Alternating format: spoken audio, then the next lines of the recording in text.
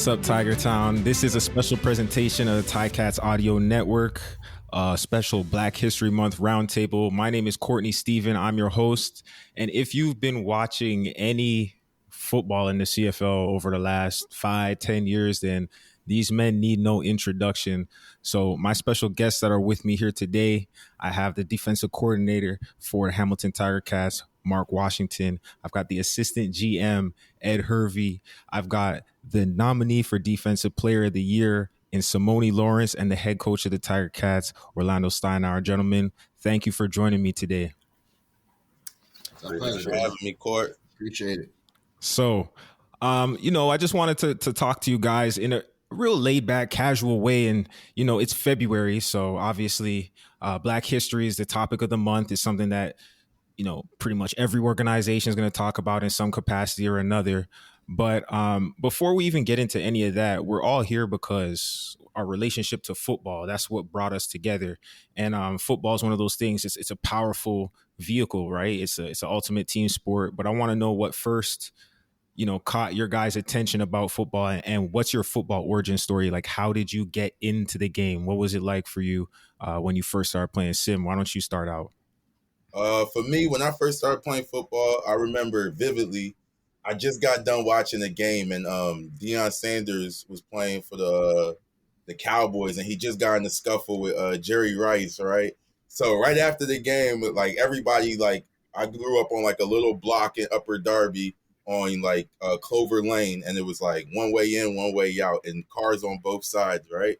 So we all went out and was playing street football one day, and then I got an interception, and then that day Deion Sanders got like in a little scuffle with Jerry. So I decided to get a little scuffle with somebody on the block, right? So I got the pig, got a little scuffle, and I was way younger than everybody because I was playing with my older brother than everybody. So then this guy named Christian Everett, he was like, hey, you should come down and play for the 69th Street Wildcats, whatever. So I was like, all right, cool. Went and asked my mom and dad. They was like, as long as you don't get hurt, whatever, we down with this. So I went down to play football for the 69th Street Wildcats. I was like 9 years old. And then it was all good and fun until we got pads on one day. And then I told my dad, I started acting like, Dad, I don't know, I don't feel too good. I see the boys come out, they was smacking. I was like, I don't feel too good. My dad looked at me and like, he kind of knew like, man, I just spent all this money on these pads. You better do something with them. So long story short, I mean, we got out there. We started doing, what was the first drill was Oklahoma drills. And we used to come around. Oh, yeah. Bang, smack on, head on head. Baptism by fire, huh? The first time I went away against one of my best friends, Mike Bogan, and it was a great show. And after that, I just fell in love with the game. Yeah, so basically it started playing street football, and then somehow, some way, Jerry Rice and Deion scuffling. I was a Cowboys fan too at one point. It was hard not to be. Is that why you wear 21? No, I wear 21 because of my birthday, February 1st, 2-1. But Deion, LaDainian Tomlinson, I follow all of them. I like marked my game after them in high school for sure. Oh man! All right, Coach Washington, how about you? How'd you fall in love with the game? What brought you to football?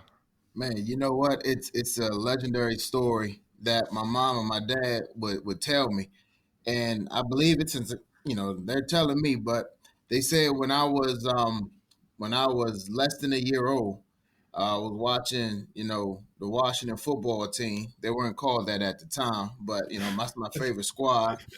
But we were watching them, and they just scored a touchdown, and they said my first word was touchdown. So I was like a couple months old or whatever it was, barely almost a year old, and they scored a touchdown, and they just said out of the blue, I said touchdown.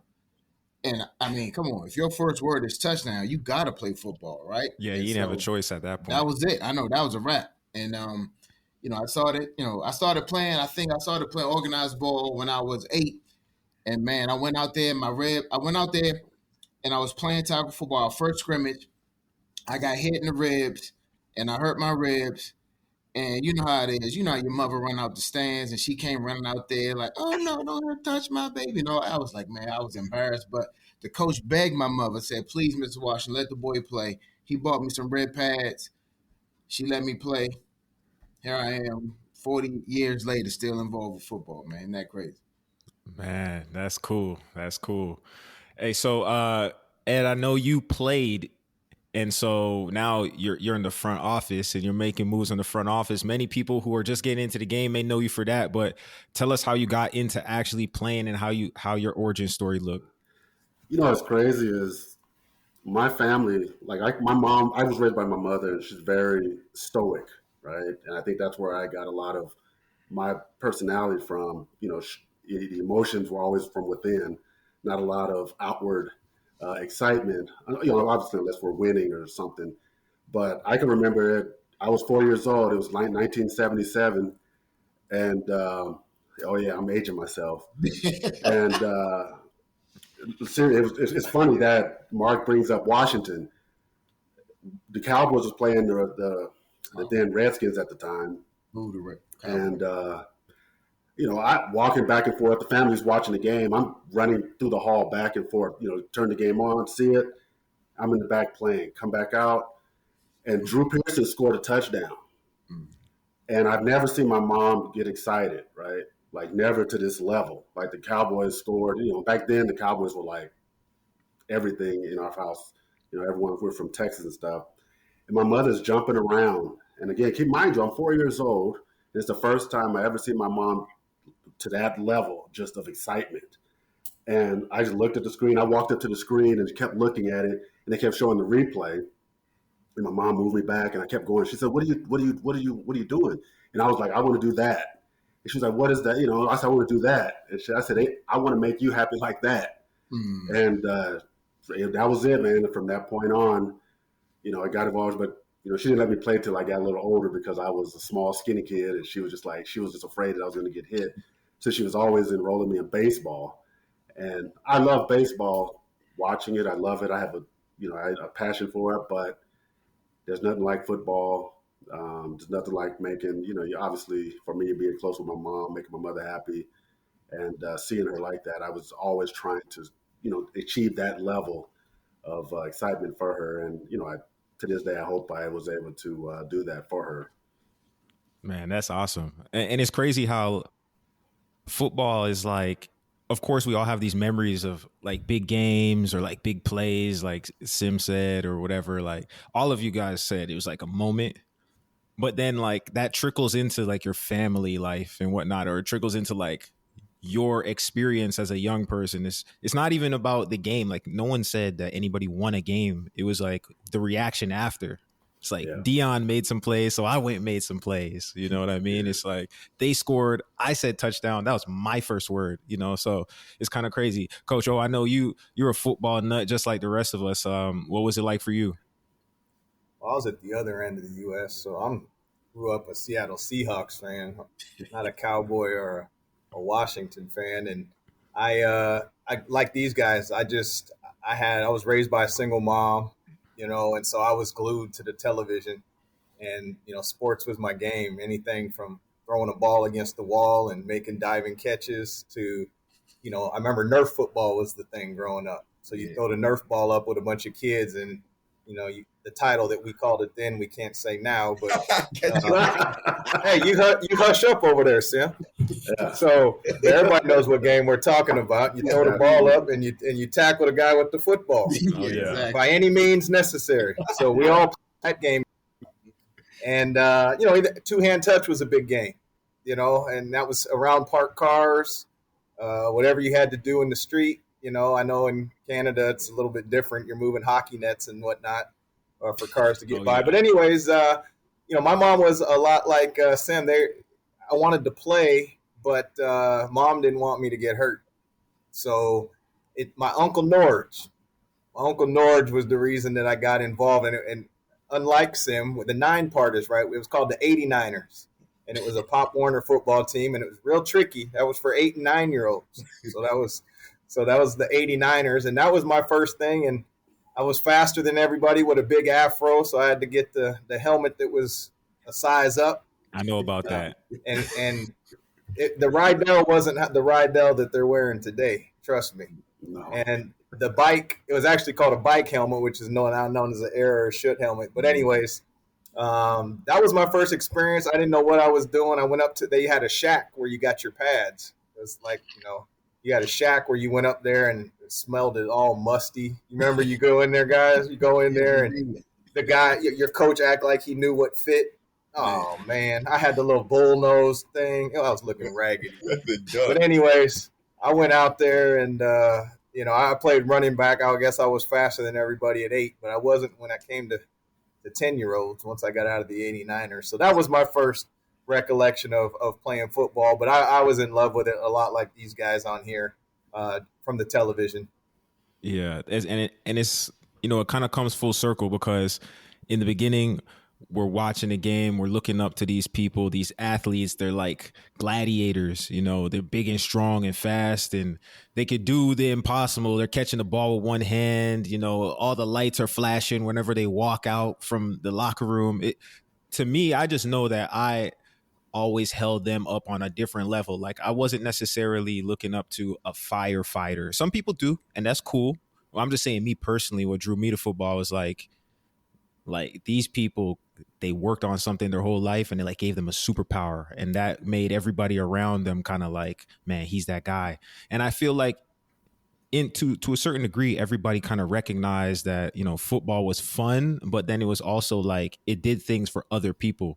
And so in the roles that we're in, Sim, you're still playing, all of us have played, but either the front office, coaching, whatever it is, there's different people now who look to you, gentlemen, and they see themselves or they see what they potentially could be. Maybe they could be, Simi Hove getting a pick 6 against the Argos, or maybe they could be on the sideline calling plays with the headset on, or in the office working on a contract with that star quarterback, right?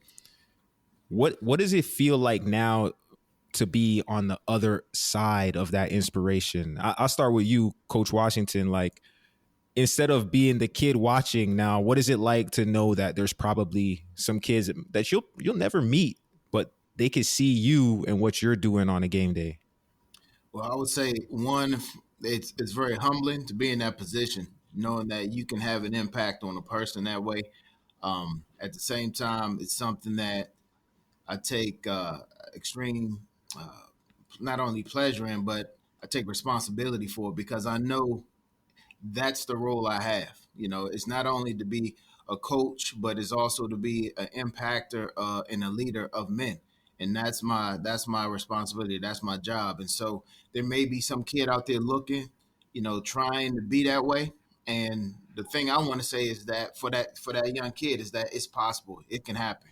You can be a success. You can be focused. You can get your education. You can play football. You can do all of these things that you want to do, and it's possible. It can happen. And so don't let things stop you. Don't let anything try to hold you back, because it's possible. And I'm living proof. And all these men right here, they're all living proof of it. Simoni, I know you're never the person to turn away an autograph or a photo. I mean, you go to the children's hospital, to all the schools, all that stuff. And I know I could tell just by looking at you, you enjoy it. So like, what's so special about interacting with these kids that you always have to be involved in it? I feel like for me personally, it was just something to escape everything. Football was always that, wow, like if I could go around like other athletes, whether it was in college or people coming to visit us at our school and stuff, and just to see people that really look like me, it's like an appearance that's like, wow, I can do that, And every time I see a kid, I'm just like, you never know what that kid's going through or what he's trying to push through. And it's just like, you just try to be your best version of yourself to give to that kid. And it's just one of those things where you remember when you were a kid and you don't know what pulled you out to the next level or whatever. But I feel like for me, it's just like, just knowing I've been in their shoes before. Yeah, Coach O, you always talk about, football as a way for you to kind of work with people. Similar to what Simoni's saying, and like, you don't know what somebody's going through, so you just kind of try and give them your best. Talk to people a little bit about your approach in coaching and how that's more like, it's football, but it's also like life coaching. Yeah, I always say that coaching football is what I do, but it's not who I am. Like I definitely have a passion for people. I definitely have a passion for the game. I have a love for the game, but football's a vehicle, right? Football's a vehicle, and it's as a player, and all of us here have played. Your window to play is short, right? And you want to maximize that. And I can just remember going to the Kingdome. Some people are gonna have to Google that, but that's where the Seattle Seahawks have. Hey, easy over there, Mark. And also, Courtney, you didn't talk about my pick six either, so we gotta get some. Pull up the tape. Pull up the tape. Man, it's grainy, but it does exist. I remember a supersonic and I'm talking basketball now, but I remember even going to Mariners games. You go to batting practice, trying to connect with the players. You're trying to catch balls. You go to the Seattle Sonic game, and you'd hope they'd throw you a wristband.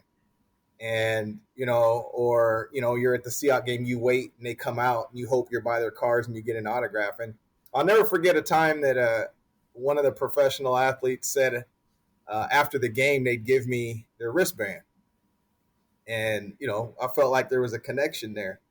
So I didn't even care about the game. I just knew where I had to be for that wristband. And that son gun walked right by me.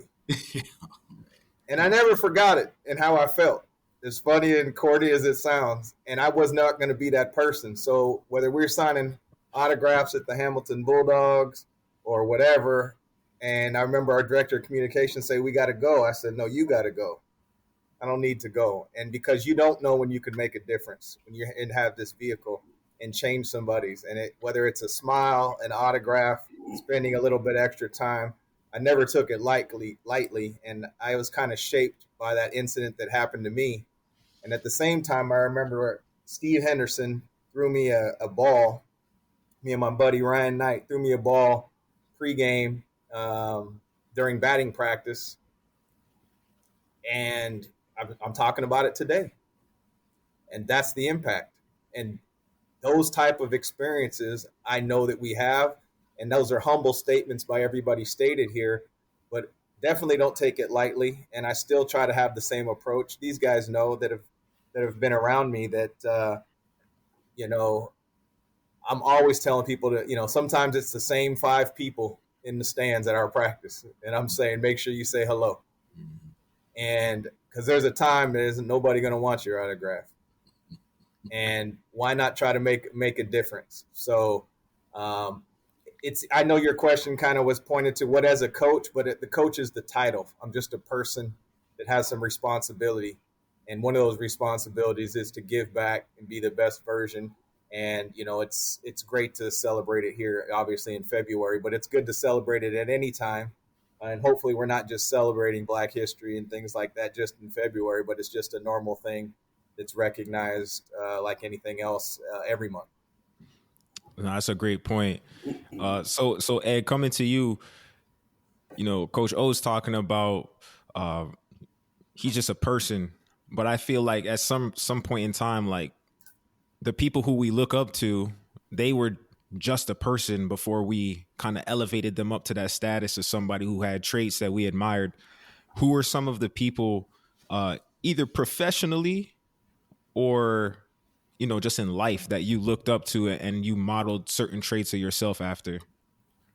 It's crazy. Again, as I go back to my childhood and growing up, Muhammad Ali was a big figure in our home, right? And it wasn't for his fighting.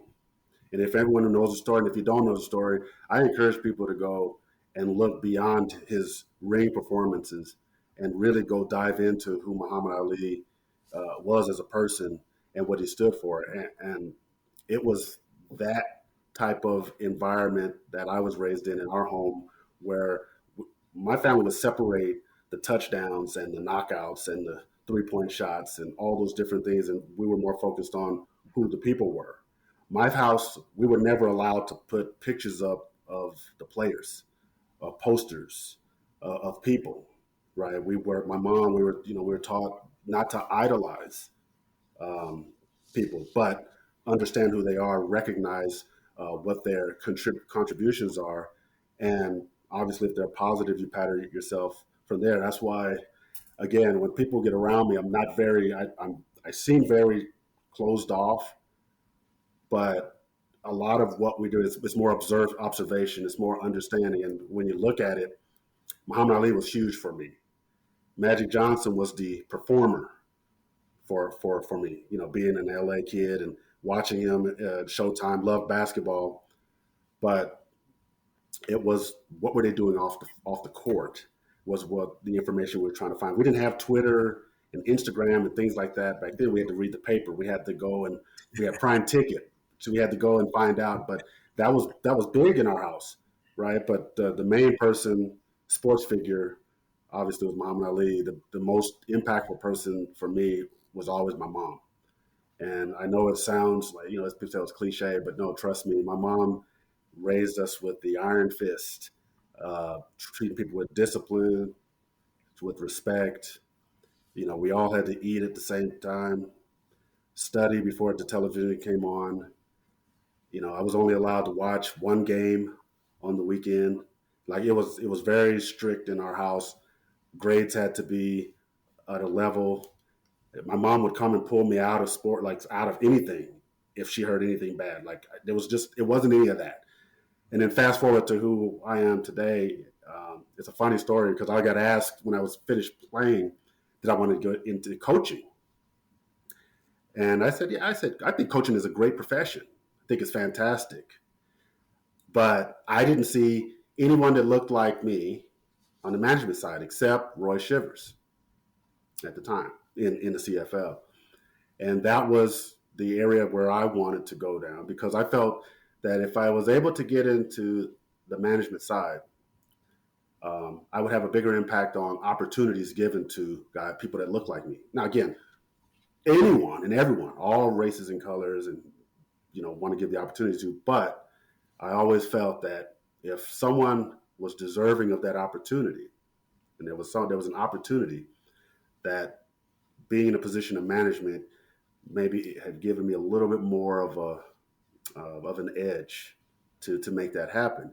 And as I progressively, moved up the ladder, I tried to make that happen. And I want to close by saying this: like when I played, we've all played the game with passion and played somewhat angry at times. But these two gentlemen right here, Mark and like for whatever reason, I always had respect for those guys on the field. Like literally, like they were like, I saw them as pros when we went against each other. We had to compete, we had to do all those things, but I can honestly tell you, never had a bad exchange between these two guys. Other guys, I can't say that about. But no, honestly, even on their teams, but you recognize the guys who are at a different level, intellectually, professionally, and all those things, and being on the field with those guys, and even from my first year in the CFL, those are two guys you notice when you're on the field that they conduct themselves in a different manner. And then fast forward to here we are today, I'm not surprised they're in the positions that they're in, and obviously growing. But when we talk about role models and stuff, I think these are the type of guys in the CFL that people will pattern themselves after because these guys have been extremely great on the field, even more so off the field. And Simoni has just been a dominant player in this league, and just hearing all the things how he's matured into this, phenom here in Hamilton, and more so in the community because that has always been a fabric of our league. We can play for one team, you can play for two teams, you can play for multiple teams, but you're not defined by how many teams you play for or how many years you played. It's the impact that you have off the field in the communities that we've served. And our community, it happens to be the CFL. And then below that is the community, the team in which we play for. But I mean, this panel, the guys that are on here, and obviously the guys across the league, and more so the guys who look like us, who are Black and African American, I'm proud to be a part of the CFL for the opportunities that we were able to get in this league. And, going back to it, Muhammad Ali was one of those guys that I looked at. He didn't let anything get in his way for what he stood for and believed in. I took a path where I believed in myself and believed that management was the area that I wanted to go in. whether that was going to happen or not. I didn't want to be pigeonholed as, okay, you're just going to go coach and be a coach.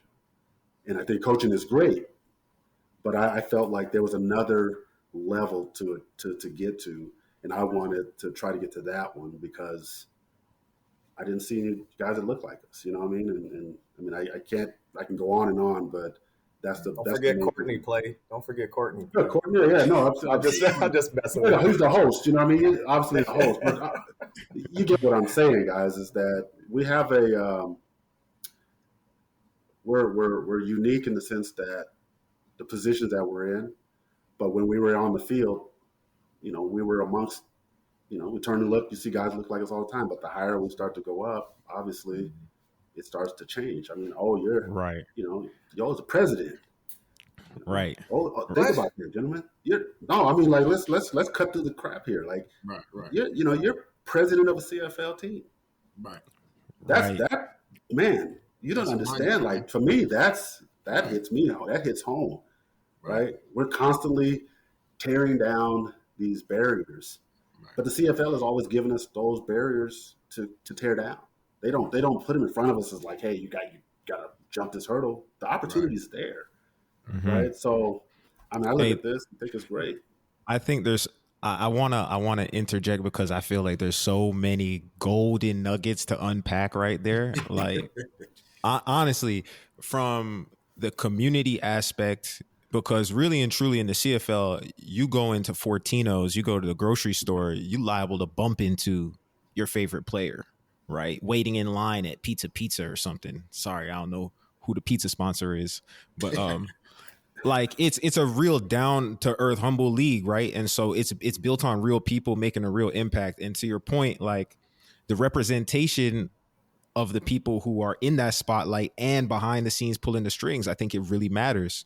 Even in the business office, there's some representation of females and people of color, but I wouldn't say it's balanced, right? And so to Ed's point, Coach, I'm gonna ask you, like, how important is it to have representation at the highest levels of leadership, whether it be personnel, whether it be, operations, whether it be business, whether it be outside football? How important is it for a group to not just, give the lip service of it's a diverse community or it's a diverse organization? How important is it for us to actually see that play out? Well, it's an understatement, but I think it's extremely important because, again, it kind of goes back to what we said before. If you don't see anybody there, how do you know you can make it? It's what was so, historical about Barack Obama, where kids can actually see themselves or see somebody like them in that position. And, for a lot of us, football is our vehicle. But like Ed was mentioning, outside of Roy Shivers, I can't think of anybody. I don't believe before pinball I saw a head coach. Maybe I think Danny Barrett had a little stop. But the point is that when I really have to stop to think about it, that it's not balanced, as you mentioned, Courtney.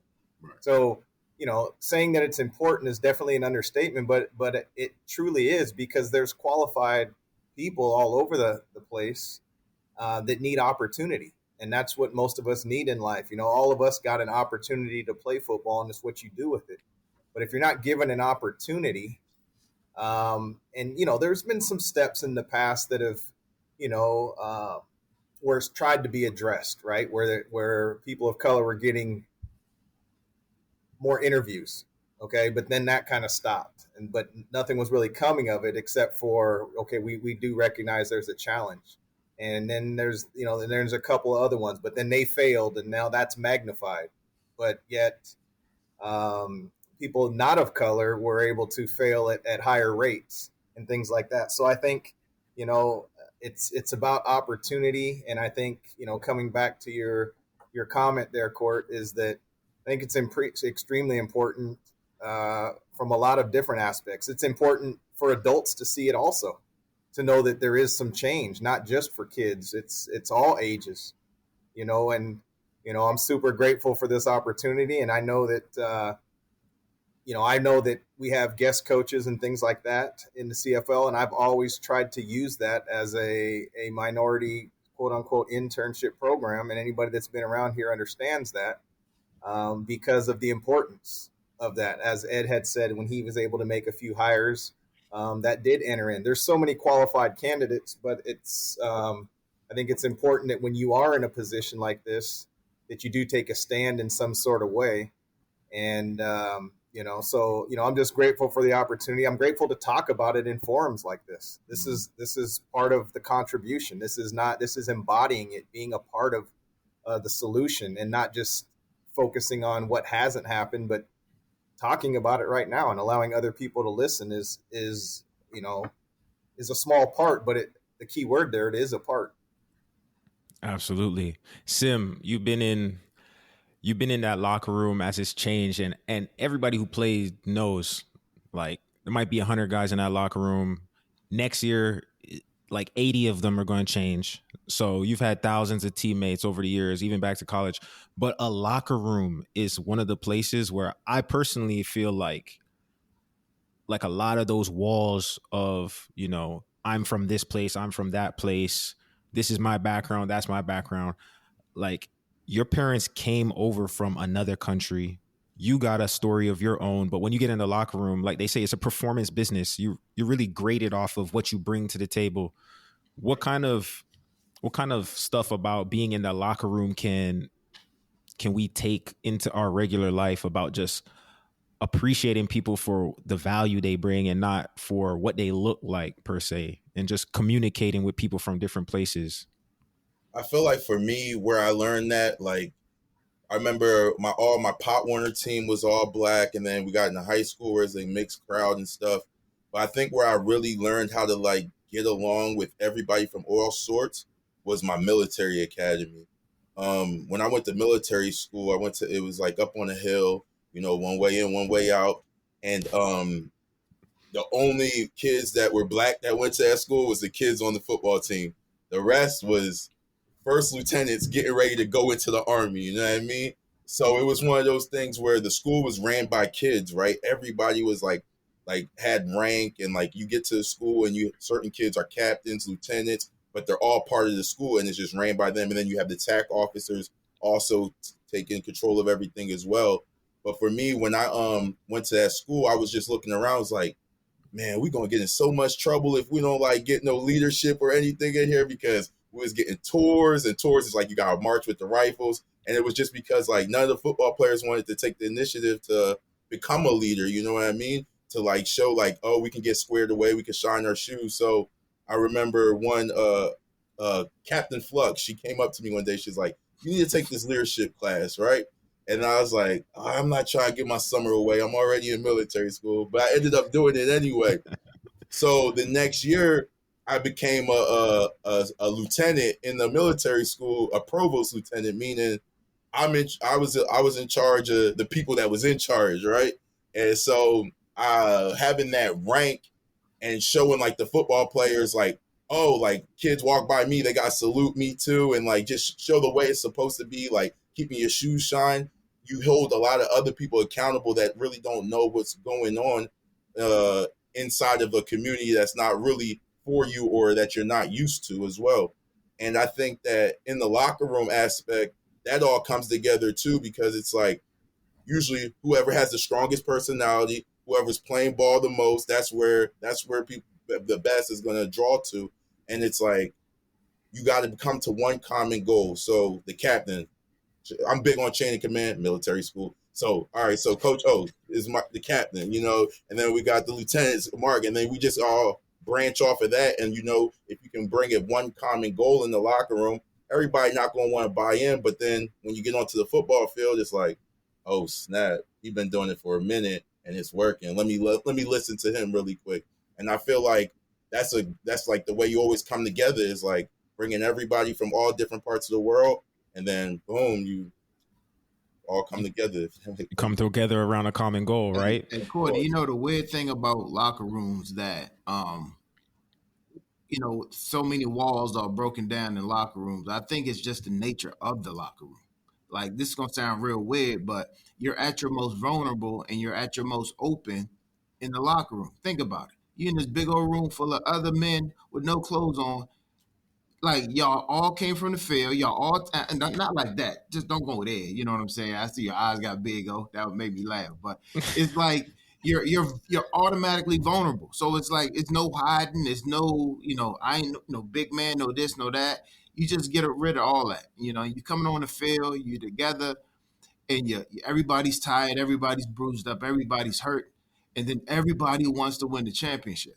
So it's like all these walls and divisions and all that, man, let's get that out the window, because at the end of the day, we just want to win, and you find a way to make that happen. Now outside the locker room, things could change or whatever, but in that place, that's sort of a sacred place where that's seen that way, and you're seen as, you're committed to the team or not. If you are, great, you're in. If you're not, then you got to go. And I think that causes the unity. And so therefore it doesn't matter what you look like. It really doesn't matter. If you can ball, you're in. And I think I think that's a very vulnerable place to be. And that's a great place where the common ground is found. And then you're able to progress from there. And if I can add one more thing, I think in the locker room, when you're there with each other for a whole bunch of time, you realize and you look around and you hear everybody's stories. Everybody going through the same shit. Ain't nobody protected from the thing called life. Like, everybody going through the same thing. Well, and nobody's dodging soreness. None of that. Nothing. It doesn't discriminate. It's gonna get everybody. Exactly. Right. And so that common goal, Coach Washington, I want you to continue on this idea of like the locker room. You gotta communicate with these men and get them on the same page. And like Simoni mentioned, the vision comes from the top down. But then, as the organization split up into these units, each unit got its own leader, and you got to be able to kind of command the troops or like get them on the same page. How do you even appeal? And this is something that probably people could take if they're in whatever kind of organization, but how do you appeal to a room full of different people? Like, you got to be able to speak to each of them and all of them. How do you even approach that? It's amazing how in football or in most sports we use so many military analogies, because it's one of those rare arenas in which what you do, there is a person that is equally as skilled as you, whose job is to undo what you do. You normally don't see that. Like, if you're an accountant and you're doing debits and credits, there's nobody, as soon as you write it down, that comes and erases it. You know what I'm saying? Or tries to undo it. Where in football, you always face that opposition. So getting people on one accord is important, because in order to get this done, we got to be on one accord. And so, like you said, the message starts from the top down with Ed, all these guys, and it comes down, and we breathe the same air, is because as an organization, man, this is where we want to go. When you have that commonality in your goal and your purpose, you can draw men to that. You can draw people to that commonality of that goal. Now, the room is made up of individuals. And so therefore you must invest in the individuals and making sure that, all right, if I can push this button this way, I can go to this guy that way, I can go to this guy that way. And they're all individuals, but you're invested in the person. And in doing so, you pull these guys together and onto that single goal. Now guys have individual goals, but you understand your individual goals are only met through the team. And so that if that's important to you, that's great. Now, how can you and me fit in our we? And once you do that, now we're ready to move forward. And so that's how there is power in that unity. And there's power in unity because, as we all know, a fist hurt a lot harder than a slap. You know what I mean? Because of the, just the fingers being together, it makes more of an impact. And that's even those type of things where you draw men together, draw people together, man, that's what's important. So now I talk to Sim. We talk all the same. We talk to the guys the same, but then, man, I might pull Sim to the side and I know what gets his motor running, and I'm like, all right, Sim, and I'll say whatever. And I don't have to say no more. Somebody's about to get knocked out on the field and I'm fired up about it. You know what I mean? So It's all about drawing these guys and making sure that you can bring them together. No, I love it. I love it. Honestly, we're not even talking ball, but we talking ball. You got me feeling like I need to go put some weight on my back and sit down, stand up a couple times, man. But so just on that note, like building a team, obviously, I think a team that brings a lot of diverse thoughts, it has an advantage over a team where everybody is thinking along the same train, like, you know, they only have one perspective. And I think that's some of the advantages of having people from multiple backgrounds in the same room, right? You avoid that groupthink of everybody just nodding their head, becoming a yes man.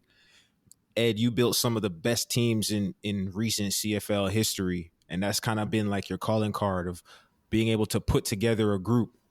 Um, Similar to the question I just asked Coach Washington, like what do you look at in these people when you're putting together a team, and then also like being in a room where you might stand out, right? You might be the only black person in that room, still continuing to have that same message and communicate. Like, how do you send the vision to these people of what you're trying to build, and still be true to yourself while you're doing it?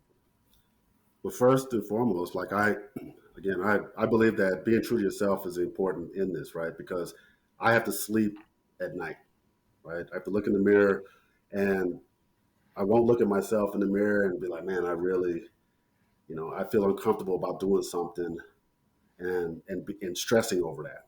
I've always been known to kind of say it and be it. And if it makes people uncomfortable, it's not out of disrespect. It's more so like, let's be black and white. Let's put it on the table and let's sort through it. Your question about how, I'm a big believer in the team aspect, but understanding the individual, but more so what motivates the individual, right? We would always ask, and I always ask guys, like, what motivates you? And I want to know the truth in what motivates you, right? Like, I'll give you my example. People, when I got asked that question, I want to get my family out of the projects, So, and the coach said, okay, and that was it. And I asked him later, why did he ask that, and how come he didn't say anything else? He looked at me and says, because I know I don't have to motivate you.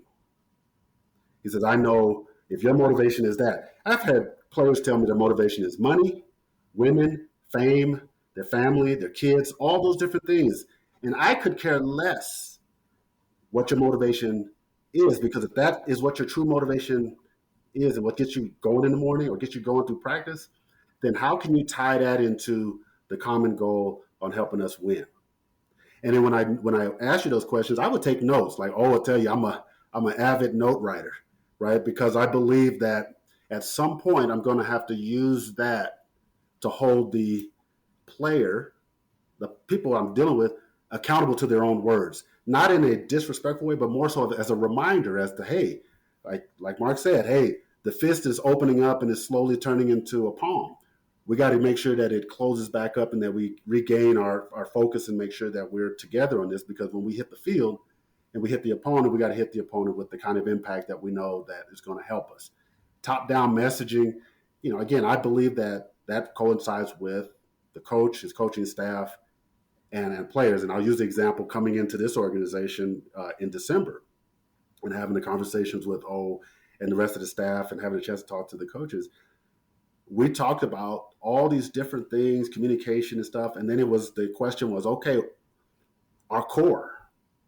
And Simoni is one of those guys that we mentioned, and they were talking about the importance of the people that are in the locker room and who those people are and who we need to have back.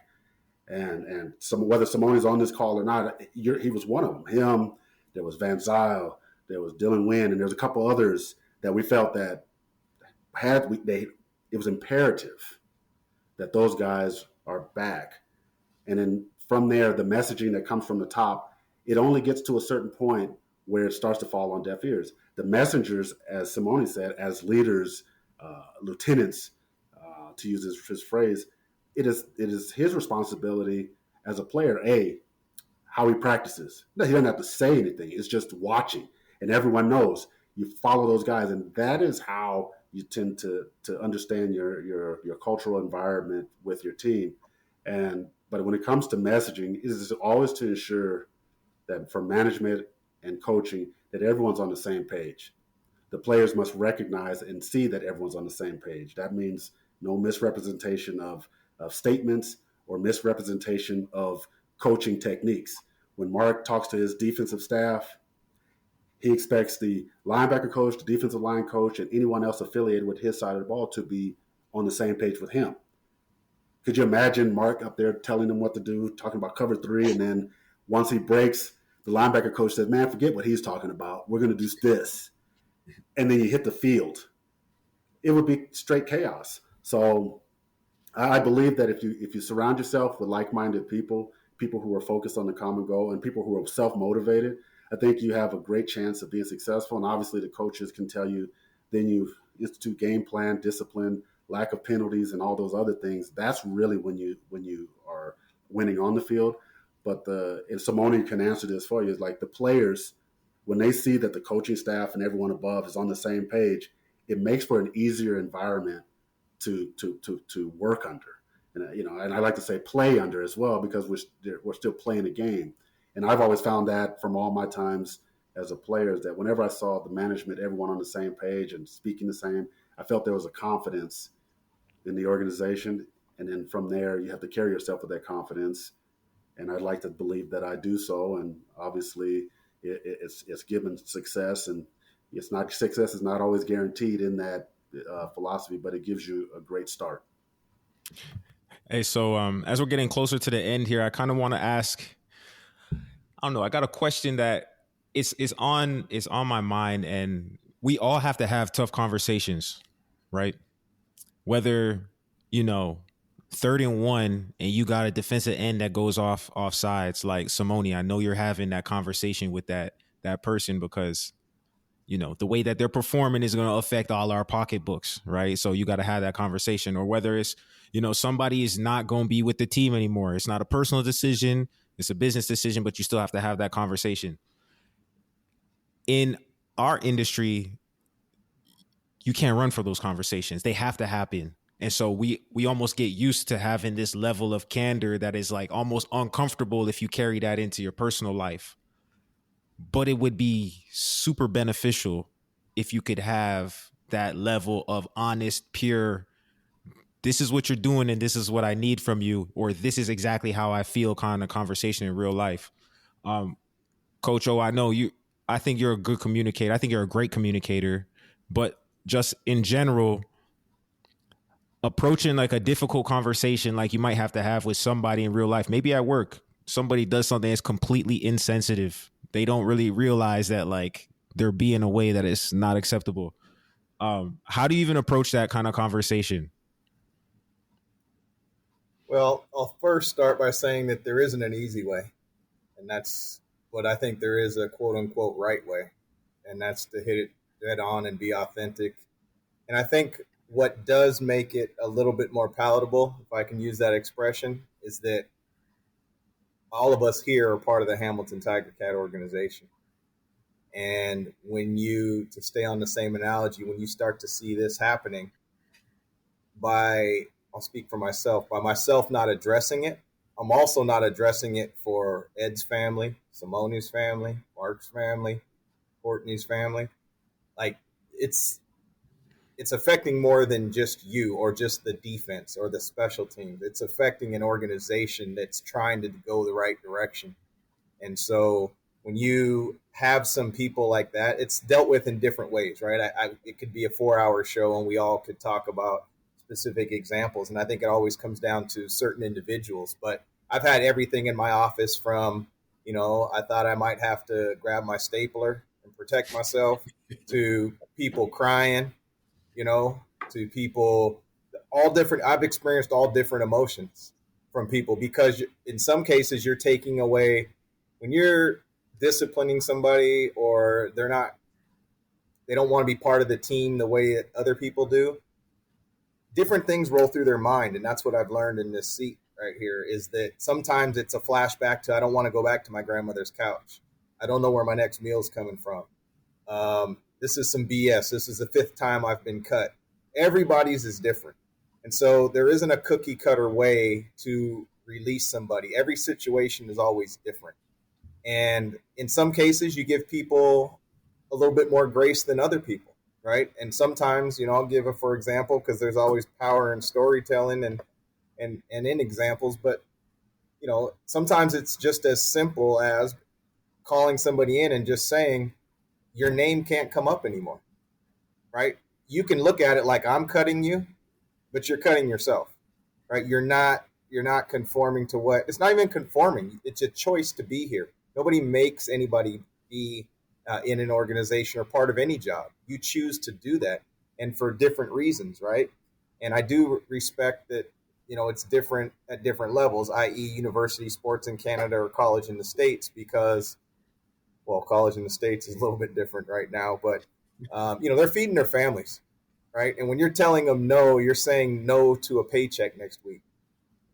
And there's no easy way to do that, except for, and yes, it is a business, a sports entertainment business, and we are paid to win. But you also have to know this, that when you sign up for a job like this, you're not going to win all the time. You're going to be set up for things. And that's what the importance of surrounding yourself with people that want to go on this journey with you and realize that it could be a roller coaster ride, and not,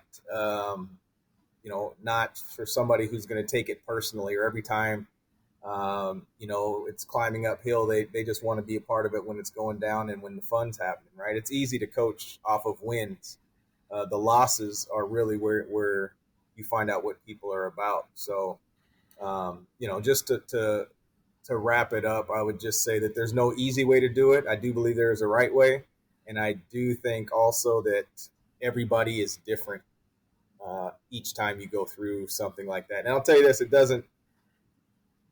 it's hard. There's times I've gotten emotional at the same time, right? And it's moment, how many times you tell somebody that this is what we signed up for, I remind them, these guys know, I remind them of that every training camp, right? Everybody's not going to, when we have a room of 100, half of them are going to go home, but none of them actually think it's them. And that's what you want, but that's not the reality. That's real. Coach Washington, also somebody who, you're at the front of the room a lot of times in your personal life. Somebody crosses you the wrong way. Somebody does something just completely out of left field. Being that you're a person who's, recognizable figure, how do you handle a situation like that where, somebody does something that's out of line or whatnot, but you have to have one of those kind of conversations with them. Maybe they don't understand that they just completely insulted you, and maybe they insulted your blackness, for example. But you almost have like this responsibility to maintain your composure because of the position that you're in and the opportunity that you got. How do you handle that situation? Well, as the Bible says, man, you got to tell the truth. Then truth will set you free. And so we got to be real with what we got to talk about. We got to talk about it. We got to bring it to bring it to fruition and say, listen, we got to hit this. We got to hit the nail on the head. Now, understand that as a coach, as a person in management or whatever, there's a certain amount of authority that automatically comes with your position. And so this person may be, trying to insult you or trying to challenge that, but it doesn't change the authority that you have. And so I don't even worry about how they come at me, because I still know who I am. I still know at the end of the day, my name is on the door, and that's how it's going to be, and if you got a problem with that, well, you better take it up with one of these two gentlemen here. But I know where they stand. Now, the point is that, all right, they may insult my blackness, and I'm like, well, guess what? I'm still the guy with the authority, and that's not changing. And my blackness, that's not changing. And so something's going to have to change, and it most likely will not be me, And so, but you still got to give them the truth, and you got to tell it like it is, I've had run-ins, throughout my career coaching as a player, and at the end of the day, the words that you say has to also match the character that you also display. You can't be one way in your deportment, and then you can't be another way in your words. Your words and your actions have to match. And in so doing, I think that's where you become a more credible person. And that's when your words have even more power, because you know that they're going to be backed up with action, but who you are. And so your character to me is extremely important. And always telling the truth and being upfront with people is important. And like my dad used to say, it's not what you say, it's how you say it. So your presentation is also a very important thing there. But at the end of the day, the message of truth must be understood. I appreciate it. Simoni, I want to give you the last word. And I'm not going to let you off the hook with like an easy question, but I got to ask you, I mean, you're somebody who's comfortable in their own skin. Like that's to say the least. I seen you in rooms with 1,000 people, and you just look like you're there by yourself. You're just comfortable. But I know you've been in a situation before, just by the nature of your job, like that you've been the only black guy in the room before. You've been in a room full of people whose salaries is way up there, and I mean, there's no other reason for you to really be in that room, but you navigate those situations just like you're comfortable, like you're yourself. What is it that allows you to just be comfortable in your own skin and knowing that, you could be the only black guy in first class. You could be the only black person in a room full of executives or whatever it may be. What allows you to just be comfortable in who you are? I feel like it just comes from just understanding how dominant, like, being yourself and understanding my background and my culture is, you know what I mean? Like, bring it back to football. Like, when I got to Hamilton, I remember Coach O was just like, listen, just be yourself and everything's going to take care of itself. You know what I mean? And I was like, all right, vet, body vet. So, like, it's just one of those things. It's like, you either going to feel it or you're not going to feel it. And it's one of those things where, like, thing about confidence is, like, it doesn't waver. You know what I mean? Like, I could get burnt by a running back 30 times in a row, but I'm like, all right, that was luck. It was like, you know what I mean? So it's one of those things where it's always like, you can't, it's not on the outside of you. It definitely got to be in you. You know what I mean? It's like, you got to have it inside you and just be like, whatever the situation is, I'm going to be myself and I'm going to just try to keep it as real as possible. And you're able to survive in any kind of environment, because, everybody here knows playing football, you're in every kind of environment from the bottom of the bottom to the top of the top. And as long as you yourself, like, you don't lose really. Yeah, that's true. And like Ed said, you could sleep at night knowing that, you kept it real the whole time. Well, gentlemen, I really do appreciate you guys tapping in with me. I'm sure that we could do this weekly and probably have stuff to talk about all the time, but I really do appreciate it. Hopefully it was insightful. So we're going to sign off. This has been a special presentation of Ticats Audio Network. I'm Courtney Stephen here with Ed Harvey, Simoni Lawrence, Mark Washington, and Coach Orlondo Steinauer of the Hamilton Tiger Cats. Thanks for tuning in. Until next time, be great.